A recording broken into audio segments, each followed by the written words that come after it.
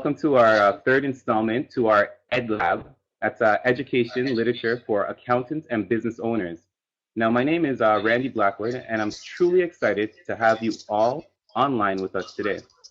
Now, just before we get started, can I ask the audience to raise their hand just to confirm that the sound is working correctly? Yeah, I see some people raising their hand there. Okay, perfect. Perfect. I see Evelyn saying the sound is working fine. That's great. I do see a few others saying the sound is working. Okay, perfect, perfect. Um, so this is going to be a two-way webinar, meaning we definitely want to be interactive. So at any time you have a question, please don't hesitate to ask, and we will get back to you as soon and early as possible. Now, thanks. In the same chat box, again, that's where you're going to ask any questions throughout the webinar. Now, we would like for this webinar just to kind of move as smoothly as possible. So please, again, ask any questions. So once again, my name is Randy Blackwood, Recruiting Manager with Blackwood Employment Source, where we specialize in helping top businesses hire top talent. Now, on today's webinar, I will be sharing the platform with my friend and colleague, Jackie Porter. Now, quick on Jackie. Jackie Porter has been in the the finance industry for 18 years, serving over 400 families, established businesses, and professionals in the Greater Toronto area. Her practice focuses on investment planning, cash flow management, as well as even tax planning.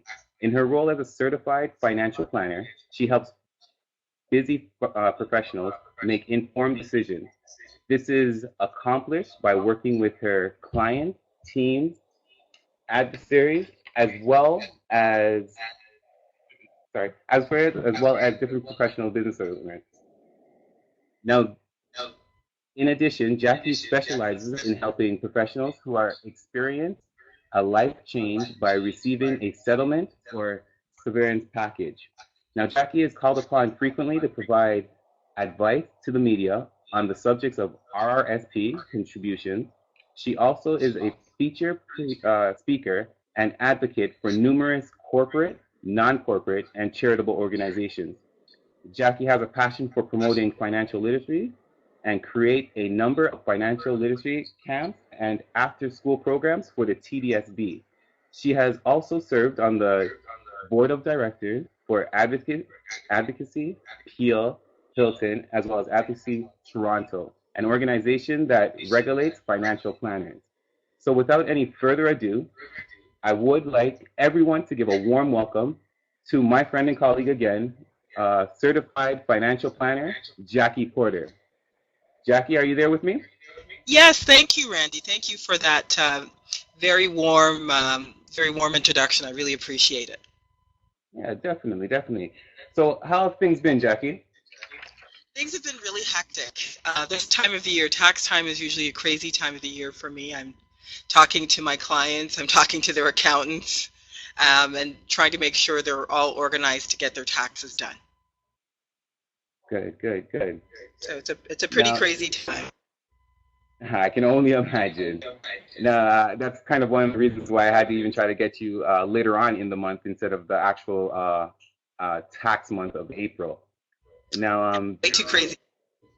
Yeah, definitely. Now, Jackie, let's get things started. The purpose of today's webinar is to help small and mid-sized businesses overcome the secret to investment. Now, this will be achieved through uncovering the different retirement options, learning how to maximize different investment options, discovering the 5 common mistakes when investing, and learning the high value investments, and also much, much more. Now, by the end of this webinar, you should have a solid understanding for your investment options. So, Jackie, tell me what a certified financial planner is.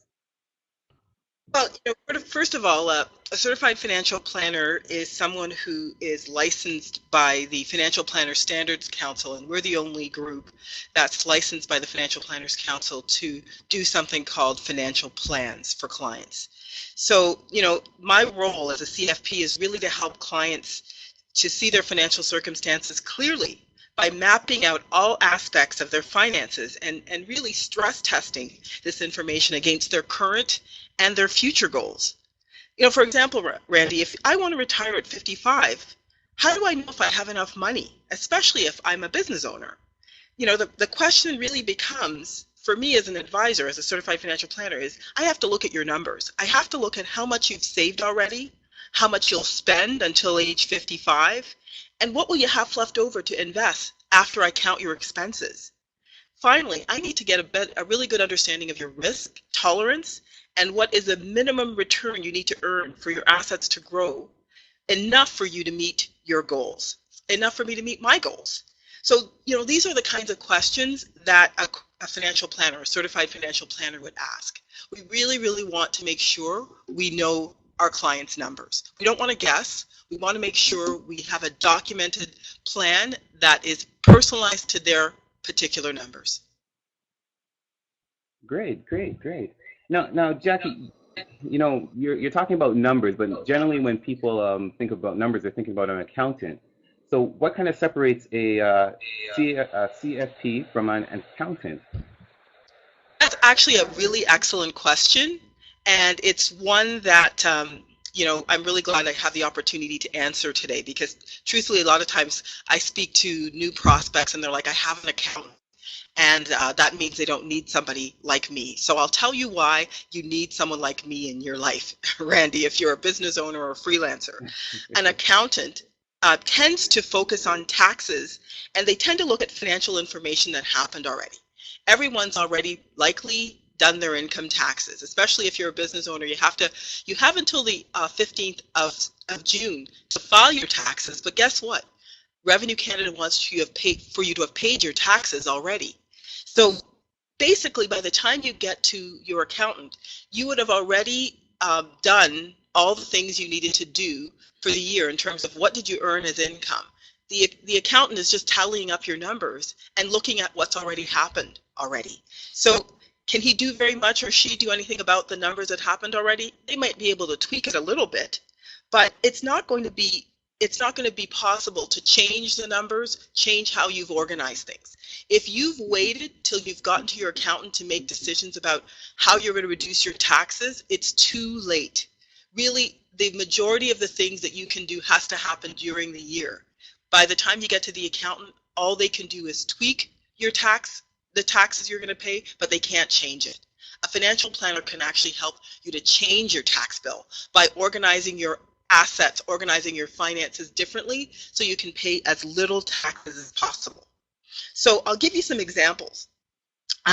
Basically, if I was working with a client and we were looking at how we could reduce the taxes they were going to pay, and they earned about $100,000 of income, I have to ask a number of questions that are crucial to help me have a better understanding of how they should be organizing things. So one of the things I'd want to know is the $100,000 that they are earning, is it incorporated income that they're taking out of a corporation? Are they self-employed where they have no choice? They have to declare that income? Should they be making an RSP contribution to reduce the amount of income? Do they need all of that income to live? So is $100,000 what they need to maintain their lifestyle? These are some of the questions I'd want to know so I can look at how I can organize their affairs to reduce their overall tax burden. The other thing I'd want to know is, do they have a spouse at home that they could be splitting income with? Have they looked at ways to split income? Again, these are questions as a planner I would want to ask ahead of time when finances can be organized with a plan to minimize the taxes. Again, if you wait till you go to your accountant's office to do this, and a number of you who are on this call might be complaining to your accountants right now, it's going to be too late if you wait until then. But the opportunity is existing right now to reduce the amount of taxes you're going to pay for 2016. Okay. Definitely understandable of getting a clear understanding of where you're going. Now, as a small business owner, or even a mid-sized business owner, or even just a simple freelancer, how can a certified financial planner really help them move forward? When you say move forward, give me some examples. So when I asked the question, how can a certified financial planner help a small business? I guess this is where we're looking at the larger scale. How would you be able to dissect or even analyze some of their issues on helping them to, I guess, grow or invest properly? Okay. Well, let's go to the next slide and we can give some of the attendees an idea of things they should be asking themselves, and I'll also bring in some other things. So first thing is you want to think when you're looking at investing, especially as a business owner, thinking about your future. These are some really key things to ask yourself. I talked a little bit about our risk tolerance already. So you have to ask yourself, what are your return expectations? How much time do you have for the money to sit there? And what other sources of income are you going to be looking at having access to at retirement? Will you have access to old age security, Canada pension? And when I talk about investing, there's two types of businesses we have to look at. Is it a very new business, or a business that's in early stage growth, maybe the first 3 to 5 years, where they may not even be thinking as far as retirement? They might just want to start socking money away for maybe the leaner times in their business. So again, what are your rate of return expectations? In a scenario where you're a newer business and you're looking to invest, it may be for a much shorter time period. So you should be looking to invest in way more conservative investments. Versus if you're a more mature stage business and you're a little further on in life and you're thinking now further down the road for retirement, then your rate of return expectations might be a little bit more aggressive, because you have more time for that capital to grow, and you really need that capital to grow so you can live on it later on. So looking at investment is your options around investment return is really, really crucial. Some other things I'd want to really point to is, again, what type of business owner are you? Really understand, again, where your business is at. Get a really good sense of, what's the next thing I need to do in terms of investing. Am I starting to build money? What type of company do I have? Do I have a corporation where I'm building money in a corporation? Or am I a self-employed business owner? Because those things will limit where you can actually invest your money. So in your professional opinion, what are the 5 main investments should somebody take into consideration? Well, you know what? Before I do that, what I really want to do is talk a little bit about how I help small to medium-sized businesses, because I think this is a really crucial thing that's on top of mind for people who are really starting to grow their business, and they're trying to figure out how can somebody like a certified financial planner help them. Some things to think about just before I attack the slide that you have up. Think about, am I a freelance worker? Am I self-employed? I find that group tends to struggle with how they can stay on top of their taxes. They often don't always know what's going on in terms of what they owe for taxes, and they tend to find themselves getting behind on this really important aspect of their financial circumstances. So in doing a financial plan, how I help is, as I mentioned, is to help people account for the taxes that they're going to have to pay, and also plan to pay less. I also find that my clients who are self-employed really value how much they need. They really want to know the numbers they need to put away for retirement. They want to know that it doesn't matter what happens with their business, they're going to have a certain amount of money stocked away for retirement. The other thing I find with people who own small to medium-sized businesses, especially, as I said, the self-employed and the freelance, they tend to find they run into that feast or famine scenario. I don't know if anyone here can relate to feast or famine. So basically, when things are going really well, they spend. When things are going not so well, they don't spend. It's really crucial to not live according to your income. You really want to set a lifestyle. Act like you're a corporation, even if you're not one. Set your expenses, know what they are, know what you need to live every month. The difference you really want to put away for the future. Doesn't matter how much more you earn, doesn't matter how much less you earn. If you have a set amount you need to pay your bills every month, the difference you save, so that when you get to the lean times, you have some money to rely on. So, when we're talking about investments now, it's really looking at the types of investments that are available. If we're looking at the 5 investments that are available typically to business owners and to self-employed, I often recommend that people think really crucially about what options are right for them. Are you saving all of your eggs in one basket, which I find that's very typical of small to medium sized businesses. Again, the tax question is a big one. That's a question I'm often addressing over and over again with clients. How much taxes am I paying right now? And how much taxes will I pay in the future? Can anything be done about that? Can anything be done to reduce that? Do I feel that I have enough money put away for retirement? Again, you really want to get really intimate with your own numbers. So this is how a financial planner helps. What do I have saved already? What do I need to save? And then have a written plan that addresses this. Let me have a sense of, if I'm a business owner and I'm working with someone like me, I really want to have a sense of and this is what clients tell me they want, what do I need to save each year to make sure there's enough money available to me when I retire? And often I hear from business owners, you know what, I never want to retire, but I really want the choice. So if I want to slow down, I want to know that I can pull the trigger at any time after a certain stage. So maybe that's 55 for some of you or 60 for some of you. I just want to know there's enough money in the kitty at 55 or 60 or whatever the number is, that if I choose not to work anymore, the cash is there to work for me. So now I'm going to talk, Randy, do you have any questions about that? Because if not, I'm going to talk about the different types of investments, and feel free to chime in whenever you're ready. Yeah, definitely. Let me move on to the next slide with the 5 main key points, or the 5 main common mistakes that they're investing in. Yeah, I'm gonna talk.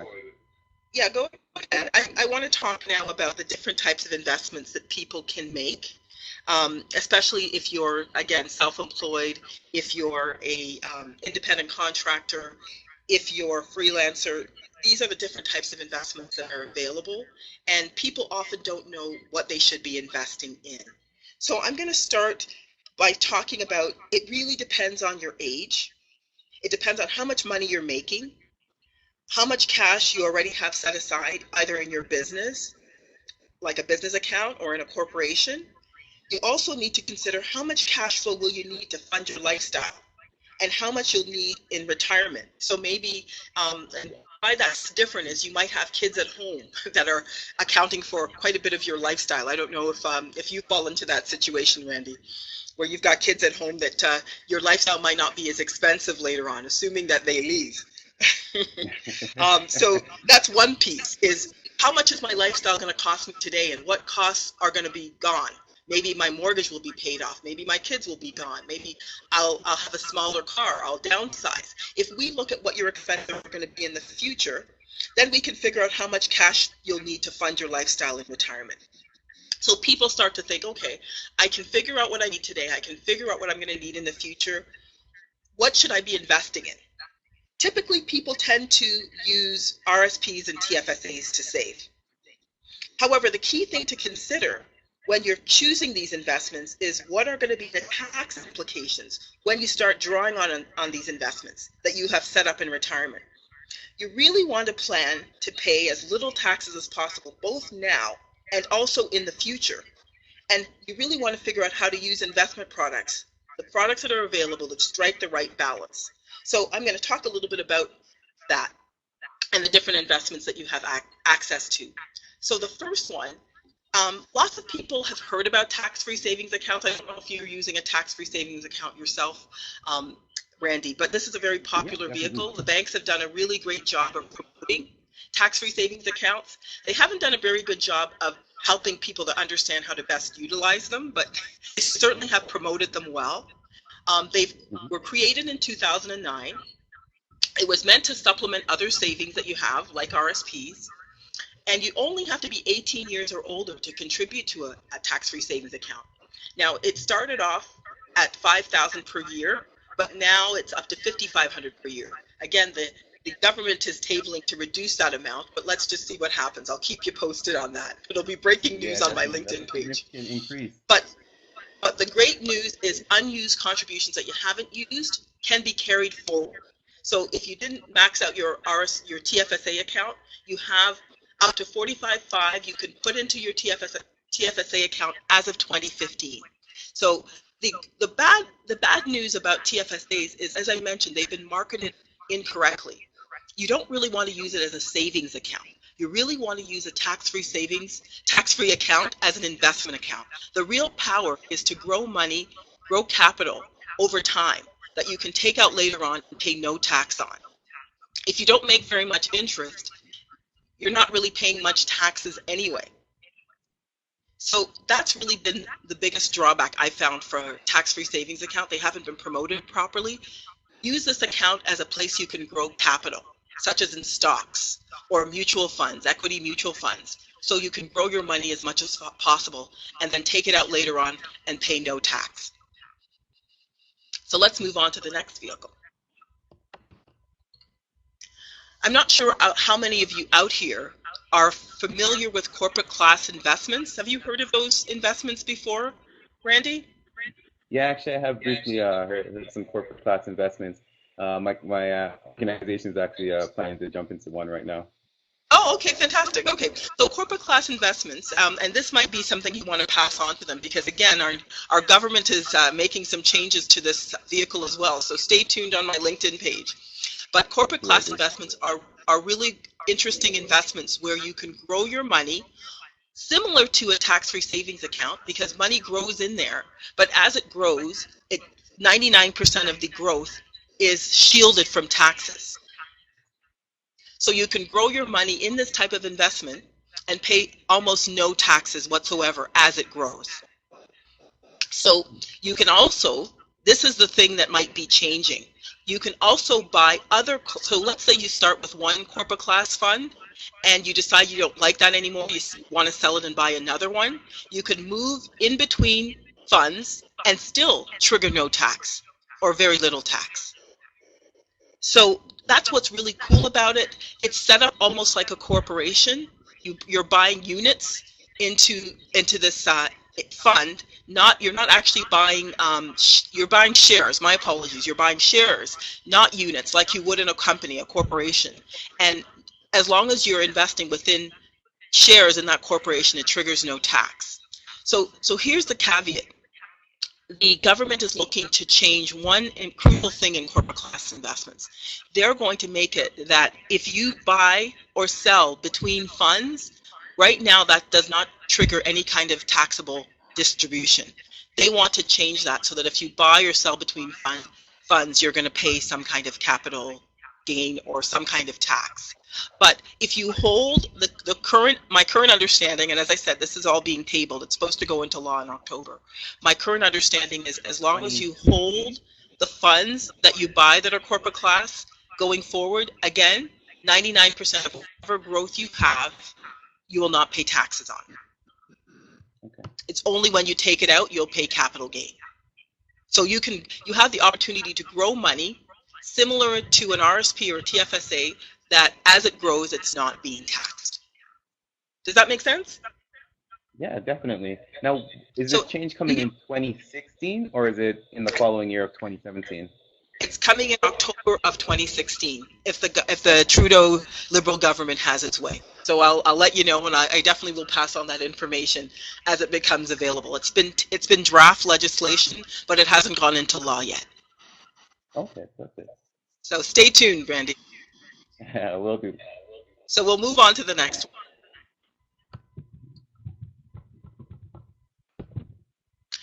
So this is, again, one of the most popular types of investments that I find when I'm talking to clients about investing, they know a lot about already. So they know about, RSPs. They know that you can set up an RSP in your own name, and if you're a corporation, you can set up a group or individual RSP for yourself or for employees of your company. The key thing to know with RSPs is it's based on how much income you earned in the previous year. It's 18% of earned income in the previous year, and as of 2016, it's $25,370 is the maximum you can contribute to an RSP, or 18%, whichever is less. So just keep that in mind. And for people who look at their notice of assessments, you can look at your notice of assessment to see how much unused RSP contribution room you have. I often will be talking to clients about how they can max out the room, especially as their business is growing and they have to declare more income, especially my self-employed clients. They really want to look at what's the optimal amount I should be putting into RSPs to reduce my taxes as much as possible. Because then you're having your money do double duty. You're saving for retirement and you're paying as little tax as possible. So keep going. Okay. Move on to the next one. I don't know, have you heard before of individual pension plans, Randy? I know we spoke Actually, I'm about not it just quite. before. Yeah, I wasn't quite familiar until we actually did touch base on it a little bit before the presentation. Okay, this is a really excellent vehicle for mature business owners. So if you're, and I say mature, I fit into that category. If you're 45 years old or above, and you have to have a corporation to do this. And let's say you have quite a bit of cash sitting in your corporation, and you've waited too long to start investing just because your business really started to pick up in the last few years, and you're building all this cash in your corporation. This is an excellent vehicle to grow money, have your business make the contribution for you, and have your own personal defined benefit plan. So what's nice about this is you don't have to take money out of your corporation to make an RSP contribution. And you can actually open up additional RSP contribution room that you would never have had access to. So you can increase what you could contribute to retirement. You can have the company actually make the contribution, and your company can deduct. You can actually have the company deduct the contributions from its income. So it's a fantastic vehicle especially for higher income earners who feel that the RSP is not going to give them enough income to retire with. It's a fantastic vehicle for that purpose. And so this is a great way to max out your contributions in the future for your retirement. Now, if you don't mind, I just want to kind of throw this question out. So what would be the major difference between an individual pension plan as well as the corporation? Because I see very similar points with them. An individual pension plan, and say that again? And the corporation universal life plan. Okay, I know so that it is a little bit. Go ahead. Okay, so we just because we haven't gotten there yet, it's the next slide. So perhaps just for the benefit of our listeners, we'll talk about what an individual pension plan, a corporate universal life plan is, just so that they know. But individual pension plans are specifically RSPs. They have nothing to do with insurance. So it's basically a plan that you're setting up with the federal government that's personal to you using your corporation. So the government unlocks your past contribution room based on all of the years you've worked, and it gives you a number, and it says this is how much you can put into your own individual pension plan, and this is how much you must put in every year to have a certain amount of a pension when you retire. So it has nothing to do with insurance at all. No, my apologies. I actually meant an RRSP plan. That's you meant the what I RSP? was asking. Okay, Yes, so an RSP has nothing to do with your corporation. First of all, the individual pension plan is only something you can do if you're an incorporated business owner. Okay. And you're registering this plan with the government. It works just like if you worked for the government. You worked for one of the major government corporations, and they had a defined benefit plan. So a defined benefit plan, for those of you who might not know, guarantees you a specific income when you retire.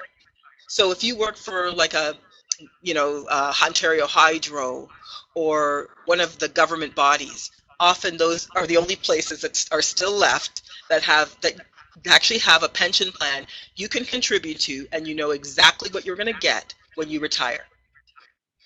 So this is very similar.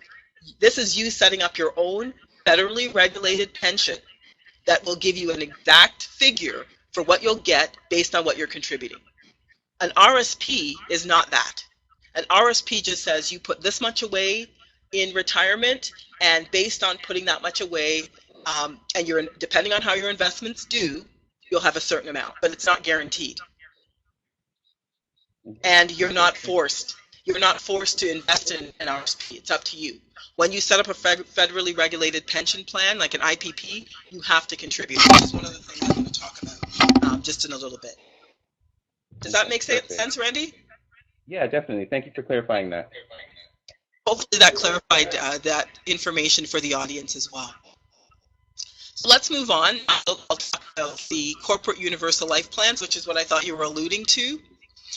Again, it's for a more mature business owner who might have maxed out their RSP, maxed out their TFSA, maxed out their corporate class investments, and they're still thinking about what else they can invest in for retirement. This is another plan they can set up using money that they have in the corporation. And basically what they do is set up this this corporate policy. So they have to set up life insurance as a key person of their company. And then they can, depending on how large a policy, build cash in this policy that can be withdrawn later on. Basically, they can take money out later on as a loan. And that loan will not be taxed, or very little of it will be taxed.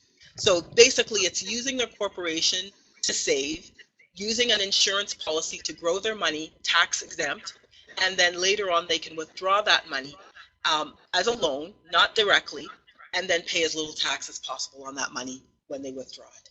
So it's a real great complement to something like an individual pension plan to grow money, paying as little tax as possible, really using the insurance to pay as little tax as possible, because the insurance serves as another tax shelter.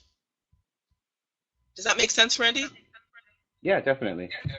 So it's like I said, it's a really great option for a mature business owner. Okay, perfect. So now let's move on, and we'll talk about some of the benefits and the drawbacks of the different plans. Benefits of a tax-free savings account. As I mentioned, they've done a horrible job of promoting this vehicle. It's not meant to really be a savings account. It should be where you invest. And actually, you have the option to invest in anything you want. A lot of times people don't know this. But what's good, it's tax-free growth, no tax when you take the money out. Any income that you earn won't affect in the future things like old age security and guaranteed income supplement. I don't know if you're familiar with old age security and guaranteed income supplement, Randy? Yes, I am. Because they are means tested. And what I mean by that is every year the government will look at whether or not you have earned $71,000 or less. If you earn $71,000 or more, you will start to have some of your income from old age security clawed back. So just keep that in mind. So if you max out your tax-free savings account and you're taking income from that, the income that you have, you won't get a T5 or T3 slip. So it will not impact your old age security or your guaranteed income supplement when you retire. So it's a really key thing to know. So the full amount of TFSA withdrawal, so let's say you invest in a TFSA today, that 45.5, and next year you take it out, you don't lose the room. You can reinvest the whole thing the following year. Oh, that's amazing. So that's good for you, good for people to know. The only drawback, if we can go to the next slide, Randy, is you can't tax deduct the tax-free savings account. So you don't get to reduce your income by what you deposit into a tax-free savings account. So it's just something to know. Some people, if you're a higher income earner, that might be something you do after you max out your RSP contribution. So we'll move on. I believe the next one is the RSP. Actually it's corporate class, the benefits of corporate class funds. I think I talked a bit about some of the benefits. It's to basically defer the tax on money that you're investing as it grows. The more you can grow money and pay less tax as it grows, the more your money will grow. And to defer the tax on income withdrawn in retirement. When you actually finally withdraw money in a corporate class investment, you're paying capital gains. 50% of any capital gain income is taxable. So whatever you make, whatever money has grown in there, only 50% of it is taxable. Versus interest income, lots of people don't know, if you make $1 of interest, the entire amount is going to be added to your income. If you made $1 of capital gains income, only 50% of that is going to be taxable. So tax is super important. So this just allows you to grow money as long as possible and not pay taxes. Again, if you're starting to withdraw the money, you will pay taxes, but as the income in that investment grows, it won't affect your old age security and guaranteed income supplement. Only when you withdraw it and you start to pay capital gains tax, that might be an issue. So let's move on to the next slide. Really, corporate class is meant to be more of a 5-year or longer investment. You don't really want to buy the investment and then take it out right away. Again, it's an opportunity it's really trying to give your investments an opportunity to grow, paying as little taxes as possible while it grows. The other big drawback is you can't tax deduct this investment either.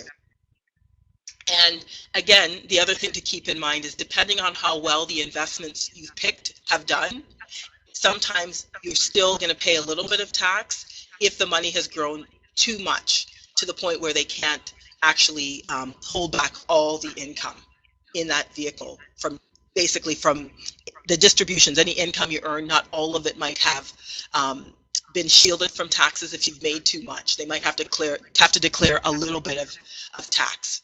So just something to keep in mind. It's typically 99% of the income is you're not going to pay taxes on, but every now and again you might have to pay some tax, but much less than you would in a regular investment. So if we'll move on to the next one, I think the next one, everybody knows the advantages of RSPs and group RSPs. You don't pay any taxes on the growth. So as it grows, you pay no taxes. RSP payroll reduces taxes payable at source. You get additional tax credits to invest in RSPs, and like all the other investments I've talked about, you have flexible investment options. So I won't spend too much time on that because lots of people already know RSPs. The biggest drawback of RSPs is it's restricted, very restricted, as to how funds can be withdrawn. Now, are you familiar with registered retirement funds, Randy? Yes, I am actually. But even though I'm familiar with them, I'm just wondering if anybody in the audience is also familiar with registered retirement funds. Because basically, registered retirement funds are when you turn 71. That's the new rule. It used to be 69, but now it's 71. You must start to declare income from your RSPs. So if you don't need the income, it doesn't matter. The government will send you a notice that you must convert your RSP savings account into an RSP registered retirement income fund. So you must pay taxes on that money. So that's really the key issue, that putting your eggs in one basket could yield you some harm. So if you've got all of your money in an RSP, it means you have to take out that much more from your RSPs when you get to 71, and the income that you earn could affect your guaranteed income supplement, and it could also affect your old age security benefits, simply because of what I talked about before. It just so happens the numbers are the same, 71, age 71, and 71,000. 71,000 is the amount that you will earn that will start to affect whether or not you're eligible for old age security or guaranteed income supplement. Once you earn that individually, they will start to claw back some of that benefit. So you have to be careful. And what I normally do when I do financial plans for people is project based on what they have saved already, and depending on if it's in an RSP, how much is the RIF minimum? What's the minimum they must take out from their investments, and will they have a clawback issue? And how can we deal with that clawback issue now? So that's basically some things to keep in mind. The other thing I find for some younger investors, especially younger business owners who are investing, less mature business owners who might put money in an RSP, but their business isn't solidified, isn't stable enough yet, so they tend to use RSPs, and I don't know if you've seen this, Randy, as a bank account. The very worst thing you could do. What happens when you withdraw? Have you ever withdrawn money from an RSP before, Randy? Yeah, and you get dinged very high. That's right. You want to use RSPs as a savings account. The only time you can withdraw RSPs are for specific programs. So if you're going to buy a home or go back to school, you can withdraw money from your RSPs and pay no tax on it. You can, because the government says you've got 10 years or 15 years to put that money back in there. But outside of that, if you put money into an RSP today that you're going to withdraw tomorrow, you're going to pay the withholding taxes, and then the entire amount that you've withdrawn is going to get added to your income. So all the tax benefits you received are going to get all clawed back. So just really be careful, business owners out there, that's not something, you don't use an RSP in this fashion, because it's not going to be worth it to you in the long run. So we'll move on. Individual pension plans, I've talked a little bit about that. It gives you a guaranteed retirement income. It's your personal defined benefit plan. You can contribute larger amounts to IPP versus a regular RSP. You can invest in any of the things, any of the investment options you can think of. And as I mentioned, it's great for higher income earners who want increased tax savings. We'll move on to the next slide. The biggest drawback of an individual pension plan is it's restrictive. You can't start taking this money out until the age minimum is 55. That's the earliest you can start to withdraw. The other thing you should know is you really want to be a stable business, because contributions to an individual pension plan are mandatory. They're not optional. So you want to know you're in a mature stage business, that you've got cash for a while to support your registered individual pension plan, so that you know that the money is there to make those contributions, so you'll have a guaranteed pension later on. Again, down the road, though, the money in there is fully taxable and also may affect qualifying for old age security and guaranteed income supplement.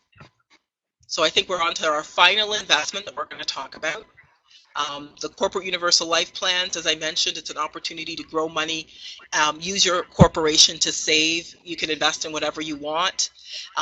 You have an opportunity to use life insurance premiums.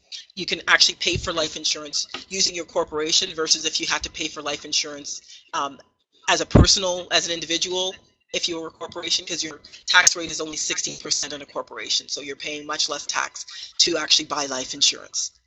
You also have the opportunity to withdraw the funds tax-free or tax-preferred in the future by leveraging the money in the policy, and it might increase the value of your estate and make your estate creditor-proof. So the drawbacks is really you have to qualify for the life insurance, and you have to really weigh if it's really worth your while to pay the insurance premiums versus if you were to use some of the other options I've actually discussed already. The other thing is it's restrictive as to when you can start taking money out, because you really want to know you've accumulated enough in there to make it worthwhile withdrawing it. And also, we never know what the government's going to do in terms of how long will you actually have this opportunity. The government, our current Liberal government, they're changing the tax laws all the time. You might be grandfathered, might reduce what you actually get to invest in a corporate universal life and what you'll be able to withdraw down the road. Okay, wow, wealth of information. So it's just a lot of things to think about. That's why I spend a lot of time in my practice talking to my clients about taxes. Again, it's really a good idea to just try. The key takeaway from all the investments I've talked about is not putting your eggs in one basket and really looking at ways you can strike a balance, just so that you're paying as little taxes as possible today with an eye to pay as little taxes as possible down the road. Perfect. Now, Jackie, I guess looking on the bigger scale of things, how would a professional such as yourself analyze what's best for a business then? You know what? I really need to understand what the self-employed person or the freelancer is trying to accomplish financially, really based on what stage they're at in their own business development or business growth. So some of the things I'd want to know is, are you a newer business with limited financial resources? Are you a much more mature business and want to solidify your retirement plans? All these things need to be looked at carefully in order for me to really help my clients figure out what their next steps should be. I really, again, want to analyze their numbers. I want to look at their personal income, their business income, how much debt they're in, how much taxes they're currently paying, again, how much they're currently saving, have already saved, and what my clients' long and short-term goals are. This information is what I used to create a financial plan. I usually put all that information in a financial planning software, and then I can hone in on the important information, looking at their numbers that will be used to make some crucial decisions about their finances now and also in the future. So I hope that helps to answer your question. Yeah, definitely. Was actually right on point. Now, I guess because you have these clients and you're meeting with them constantly, you're probably also seeing common mistakes. So, what would be some of the common mistakes that you see from some of these small businesses or mid-sized business or even freelancers? You know what? I'm going to see if I can come up with 5 common mistakes, but I'll tell you something. I think the number one mistake I see with business people of all types is, and it doesn't matter if you're a freelancer, you're an independent contractor, you're basically a professional corporation like a doctor or dentist, it's really that lack of planning. As you know, I find it's really, really easy to become consumed by your business. I'm That is sure so you can true. appreciate that. You can appreciate Oh, that because definitely. if you have a business, especially if you're someone who's self-employed, so you're the only person dealing with the business, you've got to be the cook, you've got to be the bottle washer, you have to look at after the execution of your service or product, you have to market your product, you have to make sure you stay profitable, you got to stay on top of your billing, your bookkeeping, and the list just goes on. So, this leaves you with very little time to think about the future. And it's, as I said, it's really easy to get consumed with just the day-to-day running of your business. So, in spite of all of that, I really highly encourage you to first and foremost build a team of professionals that you can use as a resource. It's really difficult to be great at all of the functions that your business needs to succeed. So first and foremost, find a really good accountant, someone who's a tax planner, not just a tax filer. This means that you can actually get your accountant to help you work out your taxes ahead of time, and then really use this information to run scenarios with your financial planner in order to pay less taxes each year. So, Randy, do you know the difference between a tax filer and a tax planner? Yeah, definitely. Yeah, tax filer is somebody who's just organizing it, where the tax planner who's planning you more looking at like forecasting and getting things together. E- Exactly. So, you know what? This isn't the best time of the year to nudge your accountant about your taxes, but try to talk. Don't wait till once a year to talk to your accountant about your taxes. Try to make it an all year round conversation. I would probably recommend people to start talking to their accountants July, saying, you know what? Um, I want to look at my numbers. I want to see, based on my projections, I have a sense that this will be what my income is. If this is what my income is, then this is how much taxes am I going to pay on that? And what can I do to reduce my taxes? Because often people don't have those kinds of conversations with their accountant. They just complain about how much taxes they're paying. I don't know if you fit into that. I'm sure you're not one of those people. Oh, of course So, not. Of course not. of course not. The other thing I recommend is find a trusted financial planner who's willing to work with your accountant in order to figure out how to best optimize your overall financial situation each year. Keep in mind, as I've been mentioning, the tax laws change each year.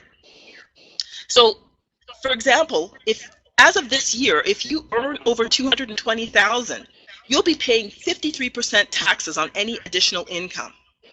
If you're working with a financial planner, you can look at how to best organize your situation to avoid paying more taxes than you need to. Crucial. Because once you earn the money, you don't know if you're going to get it back, right, Randy? Exactly. Exactly. The other thing is find a really good bookkeeper. You really need to understand what deductions are allowed in your industry. And you need to have a really good conversation with your accountant about this. For example, in my business, I actually represent a number of freelancers who potentially are models, makeup artists, set designers. They have actual deductions specific to their income, sorry, specific to their occupation that other businesses don't have. What are the deductions that are specific to your industry that other industries don't have? You need to have those conversations with your accountant so that you know for sure you're taking advantage of those actual expenses with your bookkeeper. Often I find people don't have an intimate relationship with their bookkeeper. They don't know that they're actually deducting all the deductions they have. And so having conversations with their bookkeeper, looking at what is actually being deducted. Is it actually the right amount? I'm having that conversation with their accountant to say, what are scenarios we can run to organize taxes to be less. I remember, Randy, a few years ago when I started, and I was working with this one lawyer, and she had said to me she had earned $500,000 that year and paid almost $200,000 in taxes. She's never getting that money back. And she wanted to know if I could speak to her accountant to see if there was anything we could have done to make her tax bill less. So you know what? I engaged her accountant, and I had a conversation with her accountant, and I said, how can we organize? I like to have my clients pay, especially if they're incorporated, under 25% of their income to taxes. I said, how can we organize her affairs so she pays as little taxes as possible? Do you know what the accountant said? What do you say? They said, sure. In just that conversation, she was able to reduce her taxes by another $16,000. Oh, wow. Why didn't she tell the client that? She seemed to think that the amount of taxes she paid was reasonable. Mm-hmm. Who decides that? So anyway, so I would really encourage you to just have as many people on board to help educate you on the things you need to be thinking about for the next stage of your business and life goals. Really enlist as many people as possible. I've talked about the financial players, but having a good relationship with your banker is important, so build those relationships. Have somebody on your team who actually has access to HR people. I have a lot of clients who are business owners. Again, their business is all consuming, but they need help. They have people who work for them, and so they run into HR issues all the time. Have somebody that you either have on contract to help you with these things. Because as business owners, we're often really good only on the things we're doing in our business. We're not necessarily good at everything. Definitely. So contract as much of your job functions as possible, especially the ones you're not the best at. You would really be surprised as to how many resources are available to you, such as temporary, internship, or almost free services for the things you might not be good at. Check out some of the community colleges as well for further information on this. Good point. But those three, I think, are the key in terms of your financial life, is having that really good bookkeeper, that really good financial planner, and get references. And a really good accountant, get references. Definitely. Now, Jackie, I know we did mention in the beginning of the webinar that it would be an interactive webinar, so we do have a question that's thrown out to you, if you don't mind answering. The question is coming from Evelyn. She mentions, should you have a bookkeeper specific to your industry? If you can get one, it would be excellent, because at least they already kind of understand your business. A lot of times people just take for granted, my business owners take for granted that their accountant understands their business, so they must understand their expenses. You're really not in a position to take that for granted. You could be throwing away money that could have gone back into your pocket to help you fulfill some of your dreams, your long and short-term goals. So don't take that for granted. If you can find someone that's specific to your industry, even better. And definitely, if you're not sure, have that conversation with your accountant. Help educate them on your industry and the kinds of expenses you should be entitled to. Great answer. Now, Jackie, this is more of a question that I'm asking. It's in addition to even the question that I just asked.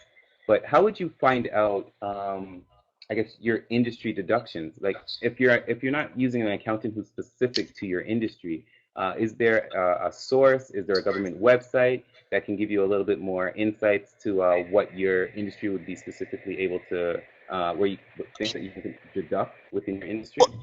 Well, sometimes you kind of have to push the envelope yourself. I don't know if, I think it's helpful if you can find somebody who's very familiar with your industry, but you kind of have to know your industry well. So I'll give you an example. Like I said, I deal with a lot of models, makeup artists, set designers. So for example, I know that I've had some of those makeup artists fight with their accountants who don't know their industry to say, yes, I can deduct my clothing. Yes, I can deduct my makeup that I wear, not just the makeup that I put on other people, but the makeup I wear, my clothing, my haircuts, because I'm doing press appearances. Yeah. So you just have to be able to justify why you're doing the things you're doing. because nobody understands your business better than you do. So you really, what you have to do is understand your business well so you can make a case to these people who may not understand what you're actually entitled to deduct, because your accountant may not necessarily know that. Perfect, perfect. That was a great answer, and that actually did make things a lot more clear. Evelyn did mention awesome, and she's thankful for the answer that you did provide her with. Now, I know this is Fantastic. just, I know this is just, we're just skimming the iceberg with some of this information, and I know that time is really running out on us right now. But I did want to see if you had just a few more minutes, Jackie, to stay with us, just to see if there's any more questions to answer. Would Oh, that be fine? absolutely. I can absolutely hang out and do that. And like I said, I really can't stress enough. Business owners out there, I feel your pain. I own my own business, and I'm required to do a lot of different job functions, but I really try to contract out as much as I possibly can. Really enlist as many people on your team that you can to help you move your business forward. And you can't move your business forward if you're still the one doing all of the work. So just keep that in mind. But yeah, I will Okay. definitely hang out. I'm happy to answer as many questions as I can for the people who are on the call. Thank you for being participating. It's really appreciated. Yeah, definitely. It looks like we have a question coming in. It's just getting typed out, and while we're waiting on that question, I guess I'll throw another question out to you. Feel free. Now, Andy, I've got you. I know you definitely have my back, Jackie. Yeah. Now, what would be the minimum requirements when it comes down to the corporate class investment? Now, I know that you did say that with the investment for the corporate class, it's more of like stock bonds that you're buying into. Is there a minimum that you have to look at purchasing? You know, with mutual fund companies and with stocks, it's typically worth your while if you're putting in $500 or more. So that's really it. Okay, perfect. It's not. It doesn't have to be a very large number. Okay, perfect, perfect. All right. Oh, we actually just have Gladwin telling you thank you for the presentation, which is Oh, I'm really awesome glad they to hear. enjoyed it. Definitely. Well, again, Jackie, I want to thank you for your time and being part of the Investment 101 for Small and Mid-Sized Businesses webinar today. Before I kind of let you go, I know that you and I were briefly chatting about an offer for the listeners who are online with us today. Absolutely. Do you want to talk? Do you want to talk a little bit about that, or? Sure, if you can put it up so people can see it, I'm willing to help the business owners that are on the call, show them ways they can bulletproof their finances. And so for all the people on the call, you're entitled to a complimentary 1-hour session that's typically valued at $500. And what I will do is help to give you a 360-degree assessment of your current financial circumstances. So we can look at your current financial circumstances, and then what I will do is give you recommendations on how you can bulletproof and optimize your current situation as much as possible. So feel free to take me up on it. It's good for the next 90 days. Often people say that I'm the unpaid chief financial officer of their company, so I'm willing to give you a first look at how I can be of value to your business so that, again, you can focus on just building your business. Absolutely incredible. So just to recap, just to make sure I hear it clearly. So Jackie, you're willing to give them a 1-hour consultation, Correct. what's basically valued at $500, just for being on this call today. It's the 360 assessment of your current financial circumstance, which is definitely needed by any small to mid-size, or even just as simple as a freelancer to kind of get this information. It's well valued. So thank you, Jackie. I do appreciate you bringing that to my listeners. You're very welcome, Randy. It's a pleasure. It's always great to see Definitely, business owners move themselves forward. I love being a part of that. It's one of my for really big sure, passions. for sure. Now, again, thank you all for attending. Follow us. That's the Blackwood Employment Source on your favorite social media. That could be anywhere from Twitter to Facebook to LinkedIn. Just go online and check us out at www.blackwoodemploymentsource.com. That's BLACKWOOD and then employmentsource.com. And you can gather all the latest trends and the news. Sign up for our newsletter, active newsletter now that will keep you up to date on any events that will be happening moving forward. Again, thank you, Jackie, for being on call with us. Sorry, for being online with us, and it was great. You're very welcome. It was a pleasure. All right, perfect. Thanks again for everybody attending, and look forward to seeing you on our next webinar, which will be taking place on May the 28th. That's Saturday, May the 28th, and that's going to be working with a recruiter. Look forward to seeing you guys then. Bye for now. Thanks again, Randy. All right, bye for now.